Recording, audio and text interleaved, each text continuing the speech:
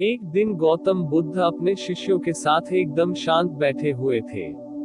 उन्हें इस प्रकार बैठे हुए देख उनके शिष्य चिंतित हुए कि कहीं वे अस्वस्थ तो नहीं हैं। एक शिष्य ने उनसे पूछा कि आज वह मौन क्यों बैठे हैं, क्या शिष्यों से कोई गलती हो गई है।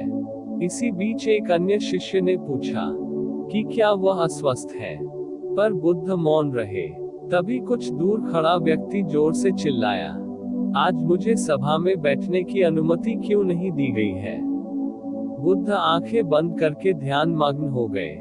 वह व्यक्ति फिर से चिल्लाया, मुझे प्रवेश की अनुमति क्यों नहीं मिली। इस बीच एक उदार शिष्य ने उसका पक्ष लेते हुए कहा कि उसे सभा में आने की अनुमति प्रदान की जाए।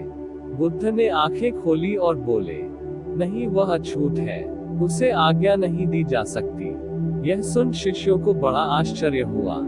बुद्ध उनके मन का भाव समझ गए और बोले, हाँ, वह अछूत है।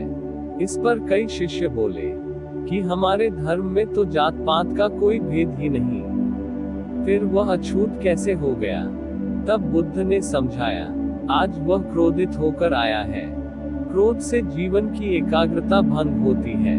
क्रोधी व्यक्ति प्रायः मानसिक हिंसा कर बैठता है, इसलिए वह जब तक क्रोध में रहता है तब तक अछूत होता है। इसलिए उसे कुछ समय एकांत में ही खड़े रहना चाहिए। क्रोधित शिष्य भी बुद्ध की बातें सुन रहा था। पश्चाताप की अग्नि में तपकर वह समझ चुका था कि अहिंसा ही महान कर्तव्य व परम धर्म है। वह बुद्ध के चरणों में गिर पड़ा और कभी क्रोध न करने की शपथ ली। आशय यह कि क्रोध के कारण व्यक्ति अनर्थ कर बैठता है और बाद में उसे पश्चाताप होता है। इसलिए हमें क्रोध नहीं करना चाहिए। असल मायने में क्रोधित व्यक्ति अछूत हो जाता है और उसे अकेला ही छोड़ देना चाहिए। क्रोध करने से तन, मन, धन तीनों की हानि होती है।